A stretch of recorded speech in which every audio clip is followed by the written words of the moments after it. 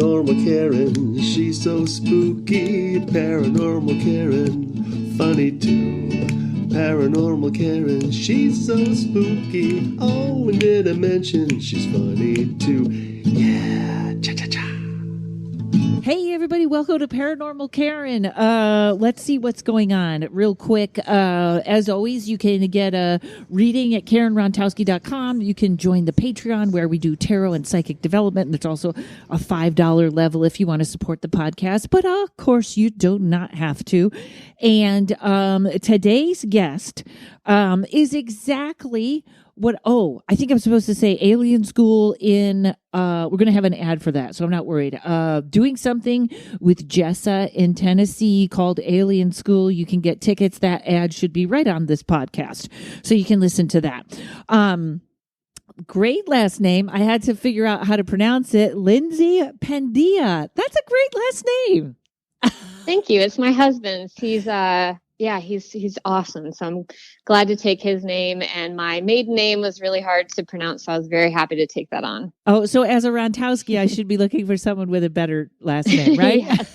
100%. So now, Lindsay, what I'm talking about with you, you're sort of this thing that I've been talking about for years about how psychology or therapy is moving into a different space.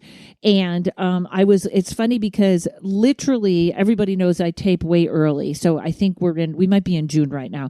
But I was reading, Sarah Goff is literally on, Yes. I think, 2 podcasts before you. And she is my shaman. That's fantastic. But it was so ironic because I think I just interviewed her. I think I put her on a little early, but she was fantastic. And she hasn't been on that many podcasts. So I was like, oh, what a great coincidence. So, and it's funny because everyone remember when you go to her website, it's Intuitive Psych. Cause I thought, Intuitive Psychic, that's a great, that's a great name. And I went to it and it was like, I go, oh, this website's awful. And then I was like, oh, that's not our website. That's like when you put in the wrong one and they go, buy this. And I was like, oh, thank God. And then your website is beautiful. So tell me about your, the beginning of your journey, sort of. So we'll call it pre-woo. Okay. So I hated school and like all of it. I just hated it. And I wasn't very good at it and I could care less about it. And, difficult upbringing, but things that kind of made this next part kind of make sense. I took a psychology course in high school, and that was the first time ever that I actually read a textbook forward and back because I was like, I have to understand these people, my family. I had to understand why they were so crazy and why I felt like I was the crazy person in the midst of all this. So as soon as I started reading that, I was like, oh, okay, I'm starting to get these people. And it really sparked my interest to actually go to college and get a degree in psychology because I just find people to be fascinating. And I've always wanted to understand why they do what they do so that maybe I didn't take it so personal when maybe I felt ignored or they said something shitty to me. And I was like, well, I'm awful. And it's like, no, this is their shit, not your shit. So the hardest lesson to learn. And I hate to interrupt you, but I have to say you had me at I hated school. I still hate school. I do too. Unless it's something I'm really interested in, then I'm like balls deep in it. I want to know everything about it. But if I'm not interested, I'm like, you could just keep on moving because nothing's going in this brain. Yep. Yes. That's how I am. I can't. Yeah. Traffic school is like, that's what I think hell is. It's just continuous traffic school. That's all it is. Okay. So you were doing psychology, actually helping you out in your own life. Yes. It was half like, a selfish endeavor that I needed to understand, my family and kind of the shitty things that they were doing and I was witnessing. And then, the other half was like, oh, I don't want other people to suffer either. Like if I can ease some suffering, then I'm going to feel really good. Like this wasn't for nothing. So I went to college. As soon as I hit college, I started to get any sort of experience I could in the field. So I started with working with a child that had severe autism, and I just kept volunteering and doing internships and doing everything. So I was simultaneously going to school doing free work to get my foot in the door and get the experience. Because as a therapist, you have to have 2 years of experience before anyone will hire you. Well, how are you going to get that experience to get hired? So I was like, well, all right, I'll beat the system and I'll just do it for free and whatever. So I did that. I got my undergraduate. I went off to my master's and got it in clinical psychology and was loving it. Had a terrible marriage that was just really hard to get through that and finish my master's degree, but I did. And then I was like, okay, I don't want to do school anymore. This is a lot. So I did 2 years in a psychiatric hospital. And then I realized I'm not getting paid crap and there is no movement upward. You can't get licensed as a psychologist with just a master's degree. And nobody wants to hire you if you're not licensed. That is so much school. And also just a weird offshoot.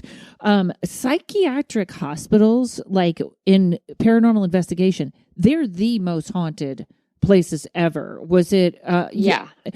It can be really disturbing.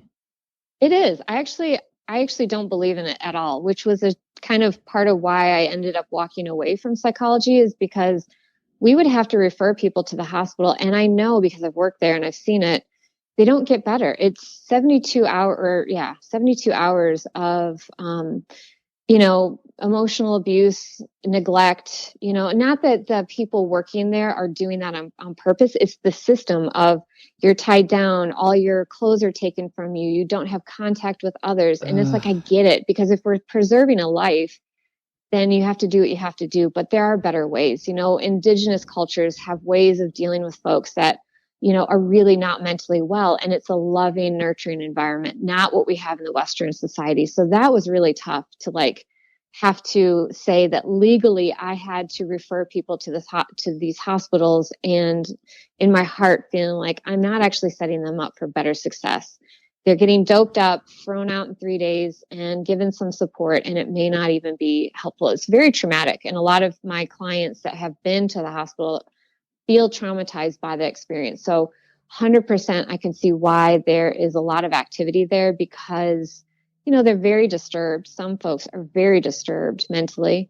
And then there's so much trauma in there that if it's not, an earthbound spirit, then it may just be like, I think they call it an egregore or whatever is created from your own mental distress and emotion, that there are things then created in that space. And it's just, the workers there are not happy either. So it's just not it's kind of a place too if people want to be kept out of jail, but it's babysitting and kept out of jail, or but there's no it's a lot of giving out pills. Some of the, I don't want to disturb this kind of I don't want to disturb this podcast with some of the horrible, possessed people get taken there because they don't even know what to do with them. So, okay. So you quit there. Thank God. And then you had to get more school?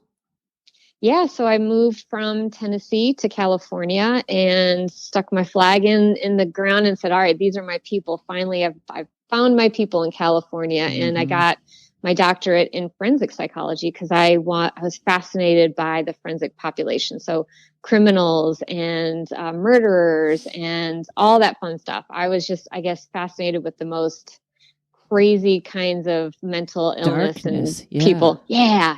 And I'm not a very dark person. And so I don't know why the hell I was fascinated by this, but so I got my doctorate in forensic psychology and did a lot of work in jails. And I worked in a prison for 5.5 years after I graduated. And that was fucking hell. Let me tell you, as an empath in a prison, what the hell was I thinking, Karen? Right. Well, you know what I think? I am the person that is fully admits I have the dark curiosity. You can hear that in half of my podcast. But also, I think if you're trying to figure things out, or this literal curiosity of the mind that you had, that's the top of, an empath cannot understand. I can't understand a sociopath, right? Right. So you went. They're polar opposites of the spectrum. Right. And it's, even with that, you think, I was watching Breaking Bad for the 16th time, and they love that show. Yes. It's such a psychological, I don't know, because I'm dying to watch. Why are we still cheering for Walter White after he's kind of really bad? but they have the kid that's the sociopath, and he locks up Jesse. And there's this in your mind, you go, okay, if that was me, I would try to make friends with him. I would try to make him laugh. And then you got to realize, not going to do anything. Not going to make anything softer or better. Because if you've ever dealt with a sociopath, there is that moment where they just turn and look at you and you go, oh, that's empty.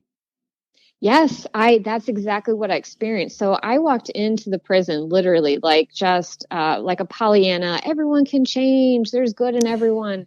And shortly thereafter I go, oh, not everybody actually, because there were some sociopaths that I worked with, and they literally said to me, Dr. Heber, because that was my maiden name, if you let me out of here, I am going to go kill people and I don't care. And I looked at them and I was like, well, at least you're honest. And I appreciate that, because I'd rather you be straight up than to lie to me and manipulate me, because a lot of them, were really good at that because they couldn't get their needs met any other way. So I agree. I think that there's a part of me that says I have to understand why everyone does what they do.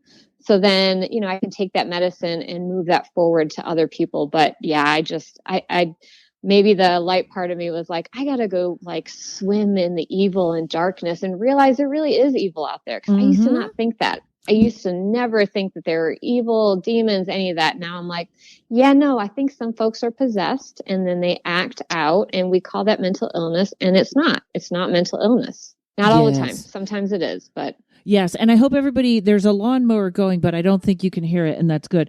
So a quick question, though, because I am always fascinated with the dark side, and I do think denial of the dark side is a problem. It's like I did talk with Sarah Goff, and actually Jessa Reed, that's what I think happened to who's the famous lady that made the decks, and then Doreen Virtue. I wonder if she was too love and light, and then it came back. You got to know that there's trouble. You got to know both ends. I don't know why I'm using so many TV references with you, but like Dexter was another character we're kind of rooting for. He got a thrill out of killing, or there was something about it that they made it look like a need. Is that the sociopaths you dealt with? Like maybe it was even a sexual rush or a need. Did they have that too, or they were just bored? I think all different things you can imagine. For some of them, they don't have excitement. There's parts of their brain that are not functioning correctly, so they don't really feel a lot. So they need a lot of stimulation to get any sort of feelings that we would maybe normally get from just regular interactions with people or engaging in hobbies. They don't feel that. So for some of them, they need that really intense level of stimulation emotionally to like actually feel. So for some, that's what's going on. And adrenaline. Okay. Got it. And they are pretty, I kind of want to say they are pretty upfront about it, aren't they? Yeah. The ones that are like legit sociopaths, they are very upfront. They have like no cares, no fucks to give about it. They're just like, yep, this is what it is. And I really respected that, because majority of the inmates were manipulative, and I would fall for it, and I'd be like, fuck, they got me again. And I did, I fell for it, and they have mental health services when they're really not mentally ill. But yeah, I really appreciated those, because like in any sort of healing modality, the more honest somebody is about what's going on, the more you can help them. So if they don't even know themselves what's going on because they don't know how to get their needs met in a direct way, it's really hard to help them. But if they're straight up in front and up front, you can work with that. So I like those guys. Good. Crazily enough, I was like, I don't want you out of the cell. I don't want you near me, but I respect that. Yes. And y'all didn't just get a text. I just forgot to silence my phone. So there was a ding there. Okay. So pre-woo-woo, you're kind of like, oh, the prison and everything. Again, a place where we put possessed people or the negative. So, this makes sense to me, because now you're starting to go all the way to the other end, the pendulum swinging all the other way. How did you tell us about that journey? About getting into the woo and sort of integrating that part? Yeah. So right at the end of my doctorate, I started doing a certificate program to become an energy healer. So it's kind of like Reiki. It's almost identical to Reiki, but a little bit different. So it was a very in-depth program. And as soon as I moved here to California, was it 13 years ago? I actually had like resources to start to understand the spiritual side of me that I didn't know how to explain, because everywhere I lived, it was all Christianity or nothing. So I was like, well, then nothing, because I don't like this Christianity shit. I don't believe that Jesus or God is judgmental. So I came here, I started to have resources, started to tap into like learning more about spirituality. So that was 13 years ago. I started on that process. But at the end of my graduate school, I was also doing this program for energy healing. And I was like very woo. And it was right before I went into the prison. And it was like, as soon as I went into prison, obviously you can't be woo there. There's nobody woo, at least out in the prison system. So I think I fell asleep for several years until I found Jessa Reed's podcast. I can't remember how I heard her, but then that was like, it clicked me back on, started getting synchronicities and seeing numbers, and it came all flooding in. And then it was like, oh my God, I'm an open sore walking around all these psychopaths with Karen. Not all of them were the inmates. A lot of them were the leadership. I was just going to people in ask power. That was the hardest part of that job, Karen, was to watch the leadership be as much of a criminal as the criminals, and they were untouchable. We tried for over a year to have change happen for some of the leadership that were bullying staff, intimidating them, harassing them, all like just everything. And nobody cared. Nobody cared what was going on. It was crazy. We had tons of evidence. So that was the hardest part. Was like, oh, y'all are in power and you have all this, like the rules and stuff. So it wasn't just the leadership, but it was also like the structure of how we give mental health in prisons. And it's not helpful. It's just, I don't want to be in a lawsuit. So we're going to do all these things to prevent lawsuits. So, yeah. And also there's my friend has a great saying about this stuff where there's no middle management. Everybody's afraid of the person above them. So nobody can, I use the example of Southwest. Southwest used to be, your flight was messed up. You could grab any employee and they'd be able to change it and fix it. And that's gone away a little bit, but that person that's worried about the next person above them and you got to turn, that's when you get nothing done. But there's like a cringe, like I literally someday want to do a documentary on forgiveness, and I want to talk to people that were locked up that were innocent, because you're right. Those are the criminals. The whole place is full of criminals. Some of the guards are good, but there's nobody's there to get better. And society is just like, well, they're criminals. Let's, do tests on them. And nobody is how bad our whole court system and everything is. So God bless you for trying, but yeah. I did try, and then realized, no, I'm on a sinking ship. I got to get off. Yeah. So that's when I met Sarah. Sarah, I heard on one of Ryan's podcasts, I think the one with Ryan and Angela. And I went to see her, and I talked to her, and she's like, yeah, so what's up with this job? And I was like, oh yeah, I got to be here another 6 years so that I can pay off my student loan debt. Because if you work 10 years in public service, your student loan debt will be forgiven. Oh. And I have $580,000 of student loan debt. So you can clutch your pearls. You can freak out right now, because that's a lot of money. Yeah. And I was like, I got to stay another 6 years. And she's like, honey, I don't think you're going to make it another 6 months. Yeah. And she was right. And I left 6 months later, and it was right before the pandemic when I left, and I went to private practice. And then what was crazy is in private practice, it was exploding with psychic downloads, intuitive hits, seeing mental health and spirituality as like almost the same thing, but having two different languages for it. And so there were some very 3D clients. I just kept it very professional, like precise to, my guidelines and morals and ethics and psychology, and just straight by the book. And then there were some that were like maybe in the middle, and I could kind of translate some of the psychic stuff that was coming in and make it sound 3D so that I was still practicing appropriately. And then I had some very woo clients, and I'm not going to lie, I thought outside the box, and I really incorporated spirituality heavily into those sessions. And when I incorporated spirituality, either through like the translation into 3D words, or I just was straight up woo, those folks transformed exponentially, way more than traditional therapy. And I was like, why are we doing this? There's so many rules. This isn't, again, a lot of the things that we do is to prevent lawsuits, or you have to do this and you have to refer to a psychiatrist and you have to do all these things that aren't actually in the best interest of the client. It's just to cover our own ass. And I couldn't do it anymore. And Sarah kept going, yeah. So how much longer are you going to try to tote both worlds before you just realize you got to go to the other side? And I was like, fuck. So she got me. Well, and this is a perfect place. Let me take a break and come back. I have a question for you right about, well, hang on, folks. We'll be right back. Greetings to all the listeners of Paranormal Karen. This is Ryan Singer, stand-up comedian, host of Me and Paranormal You, paranormal investigator with our friend Karen, and creator of Crystallize, the photo identification app for crystals. I'm so excited because the app is available for free download on iPhone or Android now, right now. You can look up info on your favorite crystals in our 300-plus crystal guide. You can start your personal collection, keep track of your favorite crystals.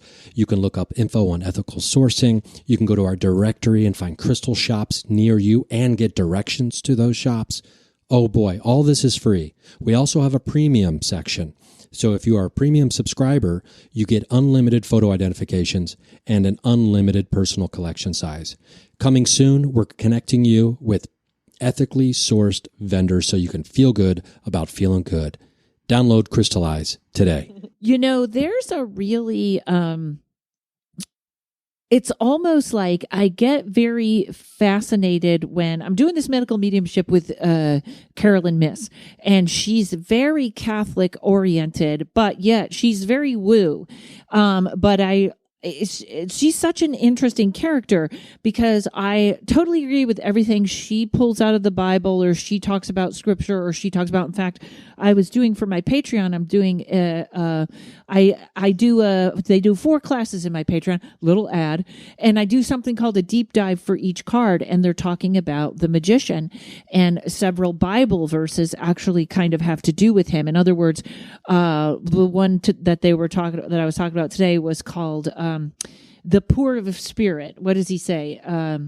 When Jesus refers to the poor of spirit, it's not people that are spiritless. It's people that don't have codependency or aren't attached to stuff. It's very interesting. So I'm way off on a tangent now.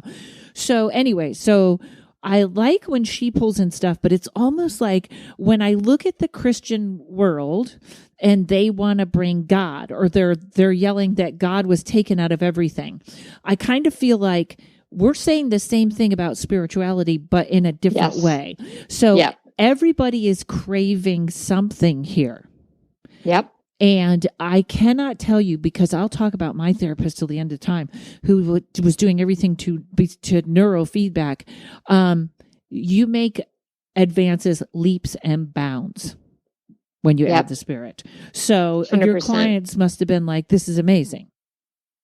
It was crazy. I for 2 years, I did it my way. I was like, I'm going to go with my intuition and my gut, and I'm going to be bold and brave with how I do therapy. I'm still going to do it ethically and morally and legally, but I'm going to really stretch the limits a little bit here.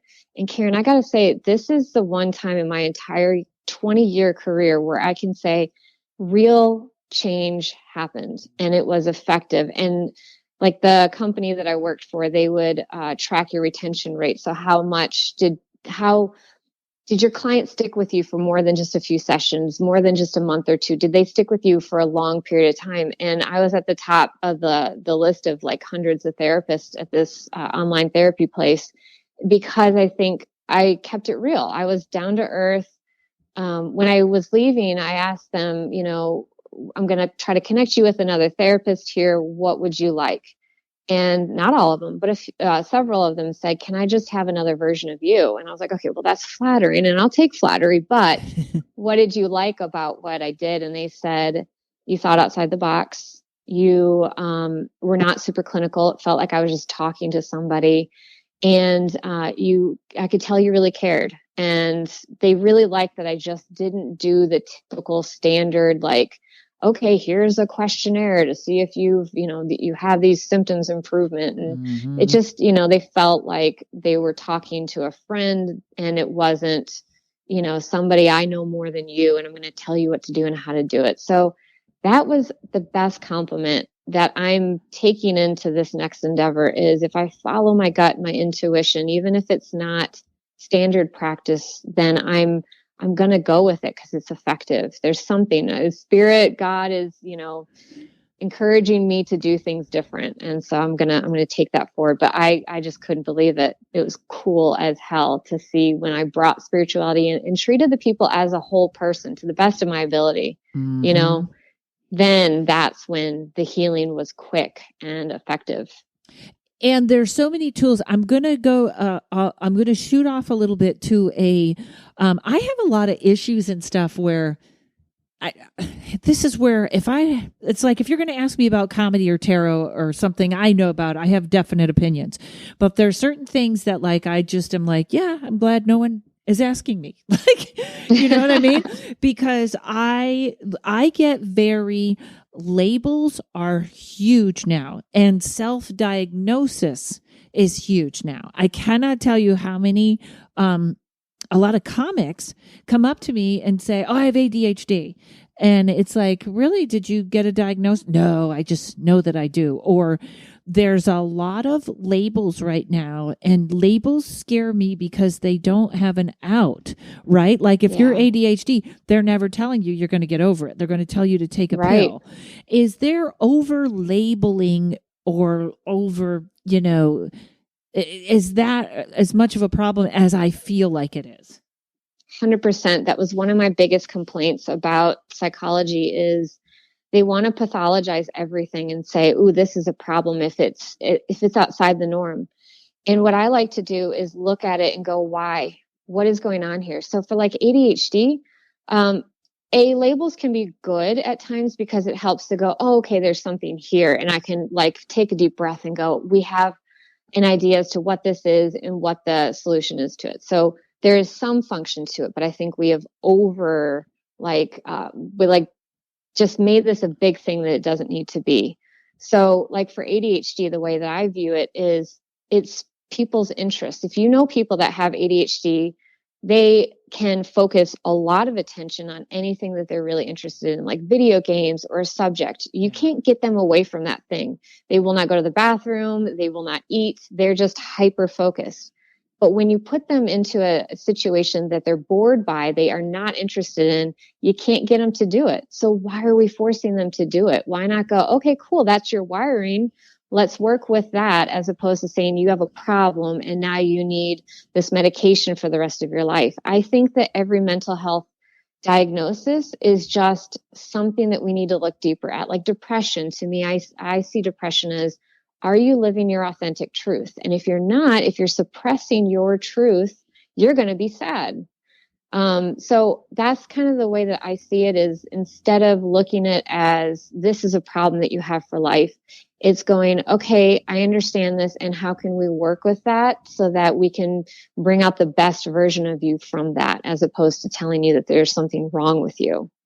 And the other part of that, I think there's understanding the problem, I don't want to say fixing, but initiating change for a better, and the chemistry of the brain.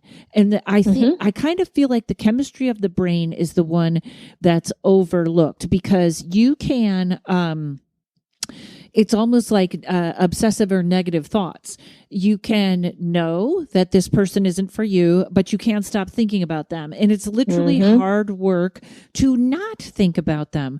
But it doesn't fix tomorrow, but it does feel better in a week, and it can feel better in a month. And it could be, you know what I mean? Like, I feel like those are the three things that are rarely taken into consideration. Yeah. Yeah. And then you got to think about diet, exercise, stimulation. If you take some of that away, you know, especially like with anxiety or obsessive thoughts, there are like direct links to certain diet and nutritional things that can exacerbate that obsessiveness. So I couldn't, because I was not a nutritionist, I couldn't talk to people about that directly. I had to like say, oh, you should go see a nutritionist. And then everyone would be like, yeah, no, I'm not going to do that. But the reality is there is like, like if you have excessive sugar, and I can't remember what the other one is, that obsessive thoughts actually are coming more from that. That's what's making that chemical imbalance. Now, I'm not saying that people are not born with chemical imbalances. I think we all are on the spectrum of everything. And it's like you know, those old radios or maybe the sound systems for people that are producing songs, and they've got 100 different levels, and, you know, it just has to move all over the place. That's how I see everybody. We have everything to varying degrees. So how can you work with your chemistry, to set yourself up for the most success, so that maybe obsessive thoughts are a little bit easier to control, or you find new ways to look at that and not beat yourself up that maybe that's where you're at right now, is you're obsessing about somebody, and it's like, okay, well, maybe there's something spiritually going on. Maybe there's like an attachment or something going on that's kind of infiltrating your brain to make it harder for you to feel like you have control over your mind and your body and your soul. And now you, first of all, the nutrition thing, I can't even begin. Like I eat pretty plain, but when and I try to eat well, especially as a vegan. I try to make sure I'm getting all the stuff that I need. But the argument about nutritional stuff, people are just like, I eat what I want. Or it's really the crap that is in our food like shocks me. And I'll say this again to everyone. I think I said it on an earlier podcast because I heard from you. There is an app called Yuka, Yuka, and you scan it on whatever you're buying, and it tells you how much is processed and how much is good. And you'll actually be surprised by some of the things that are actually okay, which is a good news, because I know you guys are thinking everything's just going to be bad if I put this in. But I did learn that Tostitos are actually a really good chip. Really? Yes. Okay. I know. I was surprised because I always thought, now Fritos are only 3 ingredients. They're corn, oil, and salt. And they were always my favorite. But when you, I guess Tostitos, not a lot of preservatives and pretty plain. So I tell people that so they'll go look, but you'll be surprised when you look at things that are quote unquote organic or, but the diet thing is like an endless. I cannot believe how badly America has been programmed with diet. Now, let's jump to attachment, because this is another really interesting topic that a lot of people don't understand. They absolutely, like, I know when people have called me and they have a negative attachment, or, we're not going to step into possession, even though I brought that up earlier, but like regular folks with attachments, sometimes, I feel like when we're talking demonic, that's a whole nother world, but and we do have things that kind of hop on and hop off pretty quick. Tell me some of your experience with attachments, because that's fascinating. Well, I had some strange ones personally as I was like stepping more into my spirituality, and I think I didn't have good protection mechanisms around me. My personality would just change dramatically all of a sudden. And it took me a while to realize what was going on, because like all of a sudden I'd be like yelling at my husband or getting angry.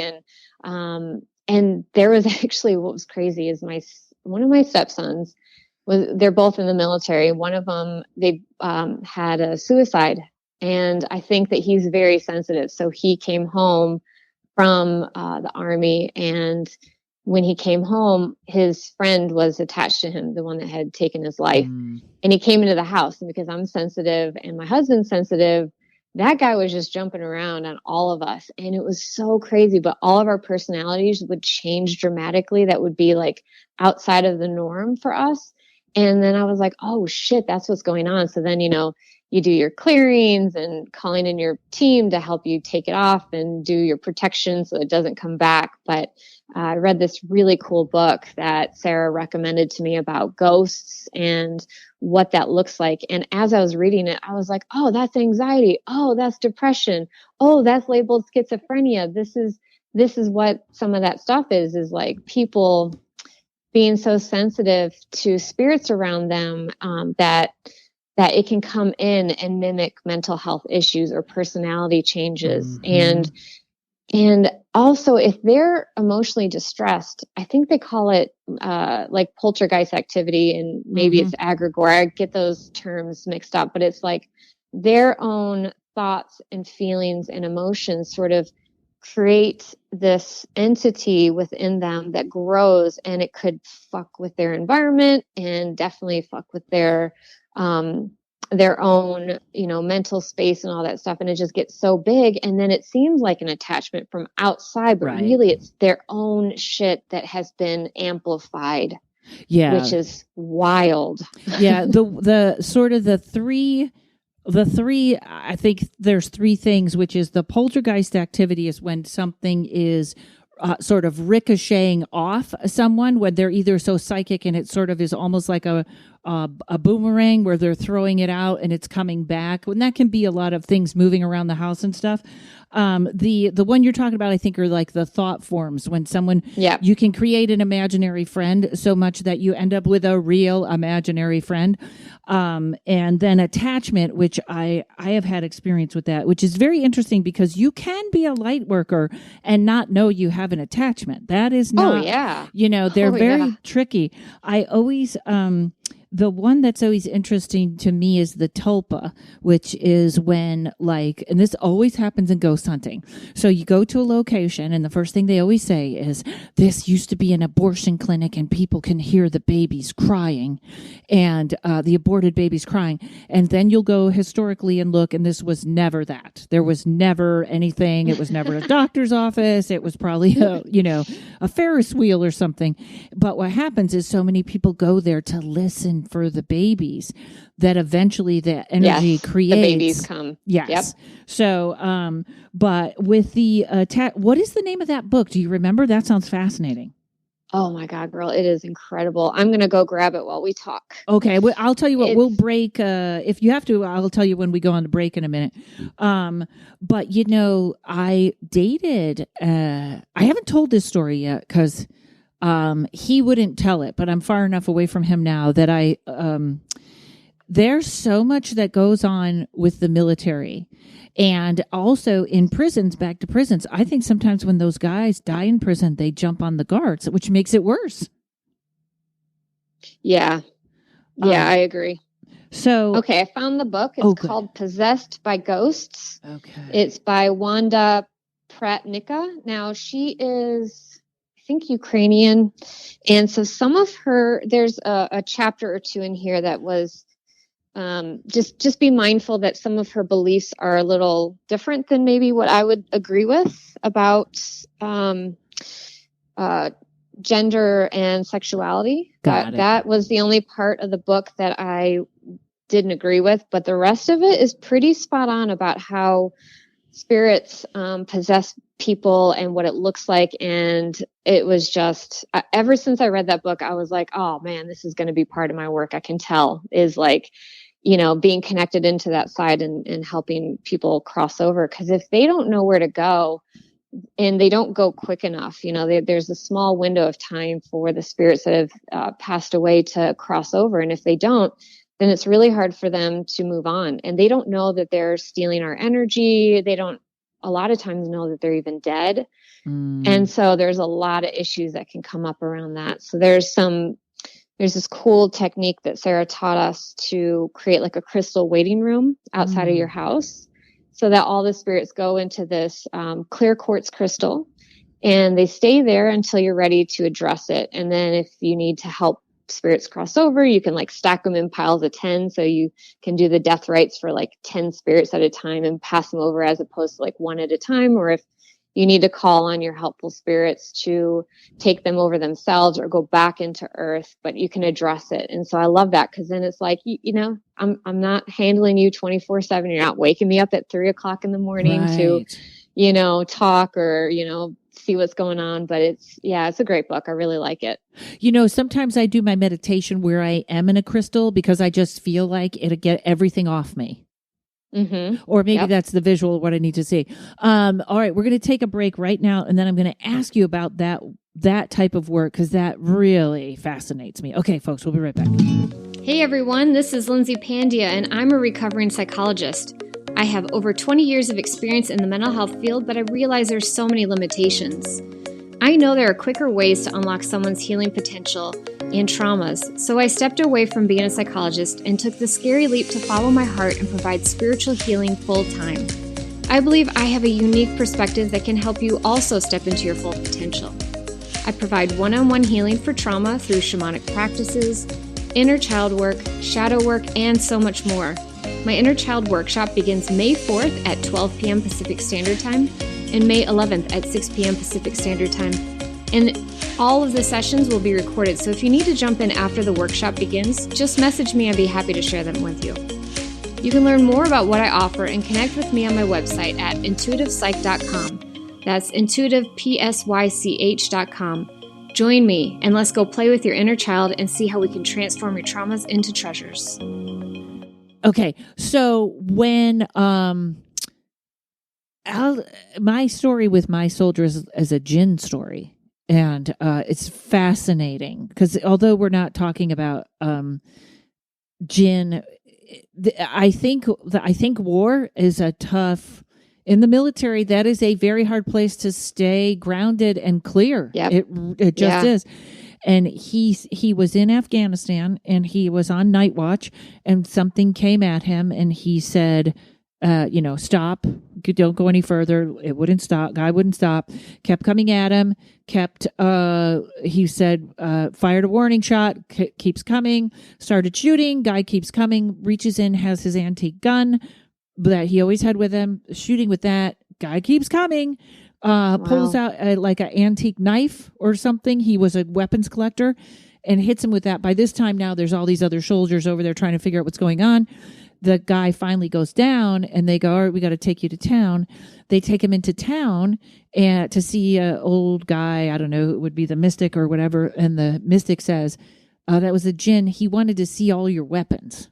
He wanted to see your he wanted to test the antique weapons, which is why he just kept coming, which is like so fascinating. But like, I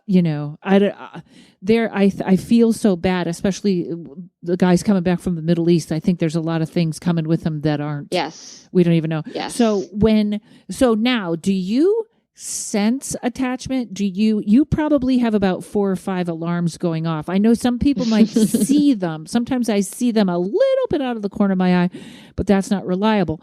But you're this is why I think psychology is a great basis for all this stuff, because you must sort of sense it. I feel like you might feel it. You might kind of hear the change in the person and just know it. Is there anything else I'm missing there if someone comes to you and you're like, oh, this isn't them? Yeah, it's like they'll describe things to me that are a little bit different than I would say normal psychology would train us for mental health. There's like a little something off with it of what they're talking about. And then there's certain symptoms that I'm looking for that kind of describe different types of attachment. So if somebody's like, yeah, I feel really off today and I don't really know why, and feeling kind of dizzy or lightheaded, and I'm like, oh, okay, cool. We know what's going on. And so if my client back when I was a psychologist wasn't woo, I was like, well, what the hell do I tell him to do? That's not going to sound wackadoodle.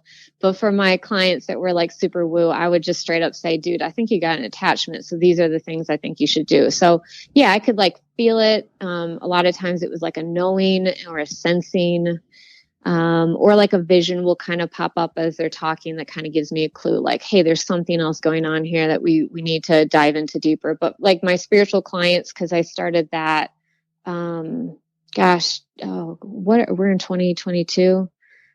Time is so fucked since the pandemic. I'm like, I don't know what happened, but I guess for 1.5 years, I've been doing spiritual coaching on the side of psychology. So those clients, yeah, we would do all the weird, wacky woo shit to get attachments off. So yeah. But it's just, there's like a sense that something's just not, there's just like a different feel to it. I don't know if I'm not explaining it well, but yeah. That's okay. I'm figuring by all your training, you're probably, like we have our senses. We're like, I'm clairaudient and I'm clairsentient, but sometimes the whole body is just absorbing the information and we don't really actually have the skin, I think sometimes is a psychic tool and we're not able to say, well, I'm absorbing it. What do you tell people to either clear off attachments or keep themselves clean? I know I have a lot of, my new favorite thing are bells and singing bowls and salt in the bath. And I always I always have a lot of lavender or Palo Santo. Any other tricks for people? Yeah, let's see. So, I mean, just on a physical level, I think if we move our body a lot, that can be a way. So like if we shake our body or dance or be happy or, even just acknowledging that that's what's going on can often just make it go away or, going into meditation and calling upon the spirit that is already with you. We all have multiple spirit guides and multiple friends on the other side.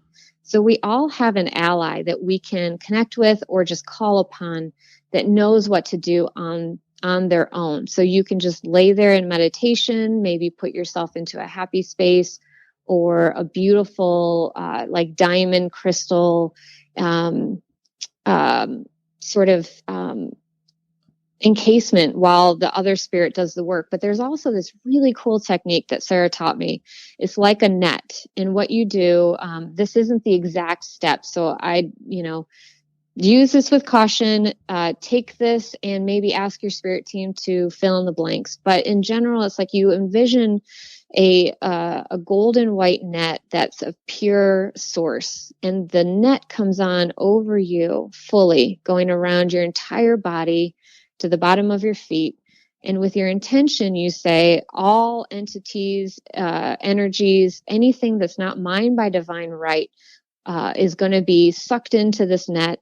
And then you pull it off of your body in your imagination. You see to the side of you like a hole that goes to, space, and you put the full net inside the hole and you watch the hole cover up and it's going to go sucked into space and be recycled. You can also imagine like a blue flame, or other people like different color flames that they find really helpful. And you just envision that flame all around your etheric body to clear off the energies and just burn it away, because fire is a really quick transformational tool to use. So I think those would be the other specific things that I would recommend to people. This is an interesting thing that you're right. It's not only time, but like psychic upgrades and very strange as we're emerging into this other, whatever it's going to be. I love the way Carolyn Miss explains it, which she says the Egyptians used to be more energetic than dense or more 3D, and we are more 3D than energetic, but we're moving right now into that energetic.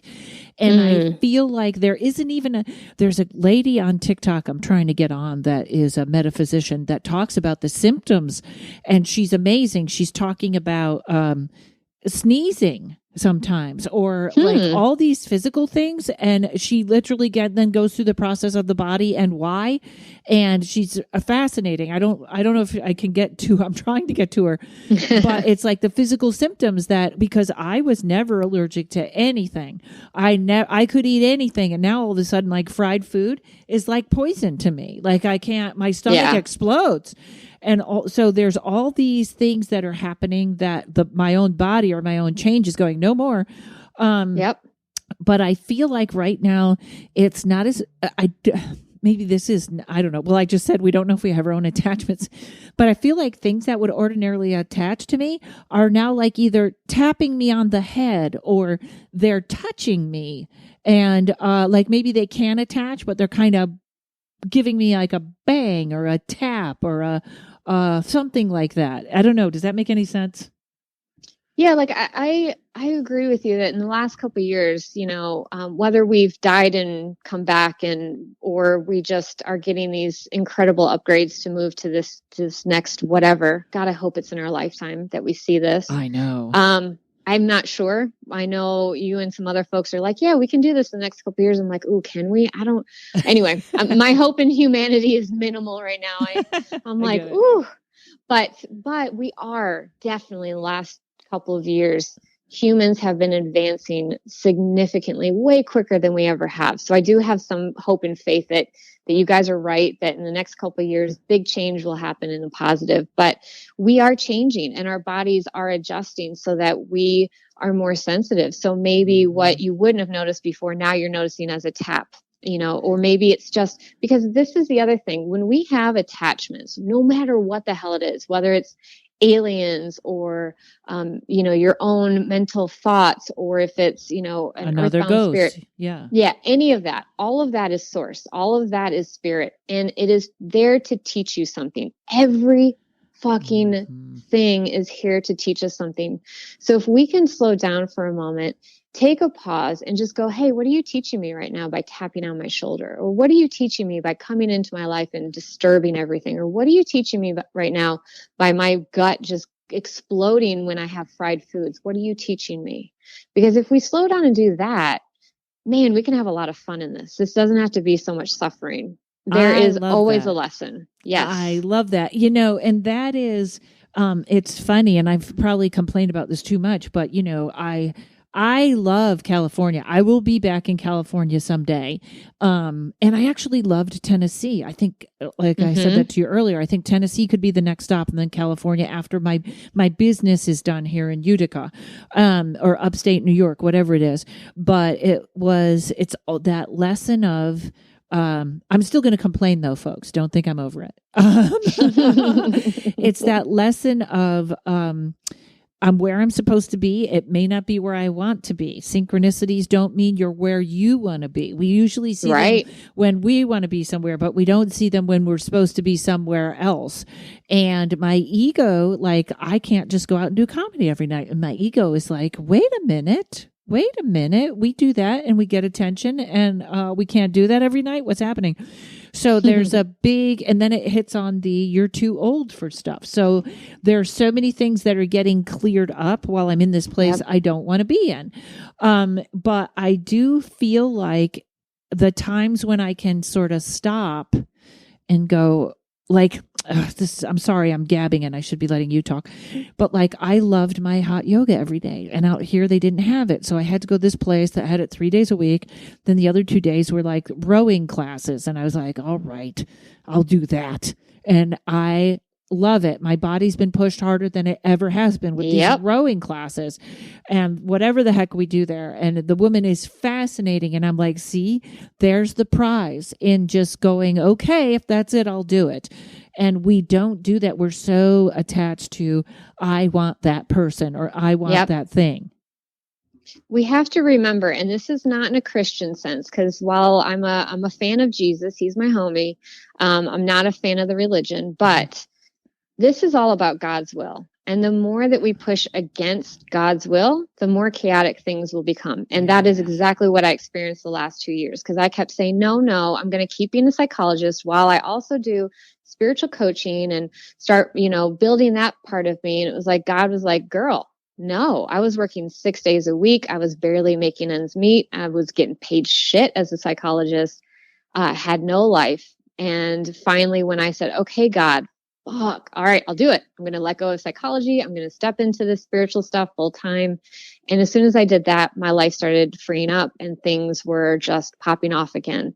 So, it's about the flow, because we've been in a toxic masculine energy, for a long time in this country. Mm-hmm. And we are forcing ourselves to do and be things that we are not authentically. If we follow what is in flow, the divine feminine energy, and we actually go with that and we listen to ourselves, we listen to intuition, and we listen to our spiritual teams, life is a lot easier. It doesn't mean that we don't have problems, but we don't have to suffer through it. And that's really the message I really want to get across to people, is to remember that this doesn't have to be suffering. We are not ever going to get out of this life without difficulties and challenges. And thank God, because that's how we grow. We do not grow when we're comfortable. We grow when we are uncomfortable and in pain. Pain is inevitable, but the suffering is the choice. I think that's the Buddhist phrase, but it's true. We don't have to suffer. Yes. And also I love the way you talked about God's will, because I remember when I started reading about the archangels, it's so funny. The deeper you dig, the more as Jessa and I always say, the love and light people, their argument falls apart, because I know there's sort of this, and you can call on angels and archangels at any time, but if you're not in sync with God's will, they're working for God, not you. So if you're going against what you're supposed to, they're not really there for you. Which I think is sort of like tough love. Like, we don't like to admit there could be some tough love in that. Yeah. And you're so right. And I think we can make the change. I think we can do all these things, but it is interesting because I am a little darker than Jessa in that the nastiness is biting back hard right now. And thank God, that says we're doing something right. Yes. And I know a lot. Go ahead. If we didn't have all that pushback, then I would say, what are we doing wrong here? Because we're fighting against the system. Mm-hmm. We are saying that this system that has been around for eons, assisting a very small group of people and hurting the rest of us. So if it didn't bite back, I would say then we're not actually doing shit. So I am happy. It's like, okay, I'm going to be real as Lindsay. I'm like, ew, this sucks. But then when I step back and look at the bigger picture, I'm like, thank God, because then that means we're doing something right and we're making change because they're fighting back so hard. Cool. Go for it. Yes. You're about to fall. Enjoy your time. Yes. And also, just listening to the tips that Lindsay gave, remember this, because a lot of what I want to call halfway woo, which are people that may have gotten their Reiki thing, or sometimes, listen, they're all calling me right now and there's something in their house. And that's, I'm not scaring people like you're going to be attacked or something, but it's almost like the pushback is, they want you all the way in. The podcast I did with Diet is sometimes evil is about balancing things out. And it's almost a little bit like there's an awareness now that wasn't there before. Did that make any sense how I said that? Yes. And it made me really think of another really important thing when somebody feels like there's something in their house. I want you all to just stop in that moment. The moment that you think that's happening, stop. Step into your authority, because no matter what, you are more powerful than anything that's trying to mess with you. You are a human, which means you have the most power. And the moment that I forgot to say this earlier when you were asking about attachments, the things that helped clear me the most was I stopped and I said, my name is Lindsay Parker Heber, which is, you have to use your born name. So if you're married or change your name, you have to go with what you were born with. So my name is Lindsay Parker Heber. I have authority over my body and my space. You do not. You must go. And, you just keep telling them they must go. And then if that doesn't work, you call in whatever major big power you came into this earth with. So for a lot of us in America, in the Western culture, it may be Jesus that you have to call in. It may be Buddha that you have to call in, or Ra, or Krishna, or any of those main huge deities, and you ask them, you tell them in Jesus' name you must go, which, oh God, it cringes when I do that because I'm so against it, but it fucking works. So if you stand in your authority and you tell that thing it has to go, it has to go. There are certain spiritual laws that they all have to abide by. So Yes, and in your power. That's like the other day I was thinking of the word repent, and it's on one of my card of the days in my Patreon, but I felt like I had to say, not like an evangelical, like they've ruined a lot of good words. But, and it's funny too, and just so you know, folks, because I always do separate these, someday we'll do a show on it, but if it's like a demonic possession, it doesn't just happen in a day. It's literally a system, if that's coming. So exactly what she's saying about try and stop this before it has a chance. It literally has there's three parts to that happening to a home or a person, as long as you didn't conjure it yourself.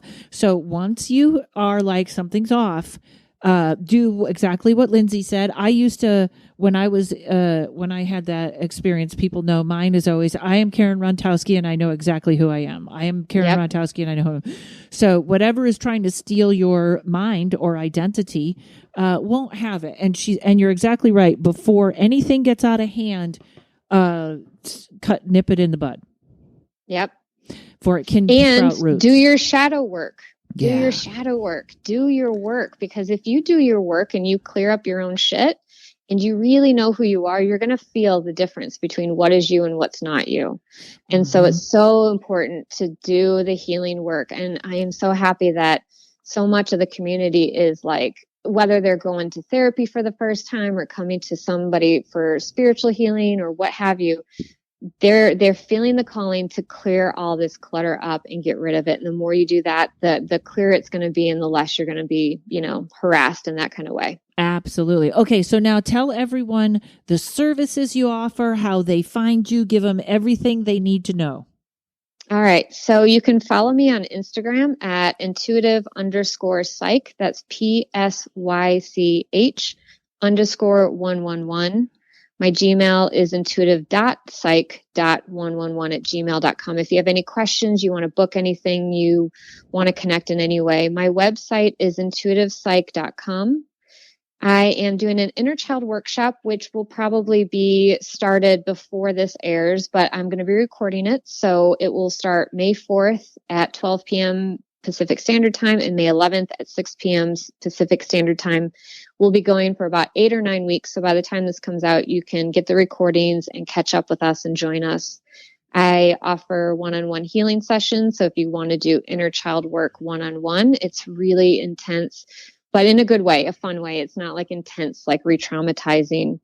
I have been training with Sarah, so I have a lot of shamanic healing practices. If you've got specific issues you'd like to work through, if you feel like you've got an attachment or anything like that, we can come in and get that shit off. And then for like a really fun thing, I can do a despacho. And what a despacho is an offering that we give to spirit to get some spirit cred, as Sarah calls it. So like street cred, but for spirit, to develop your connection with source, with spirit, thanking, all the things around us in nature that help us. And you collect things in nature and create this beautiful little gift that you then, do some prayers that I'll walk you through, and you either bury it or you burn it or you put it in water and let it go away. But it's all earth friendly, but it's really beautiful kind of meditative state that you get to answer your prayers, create change and transformation in your life, and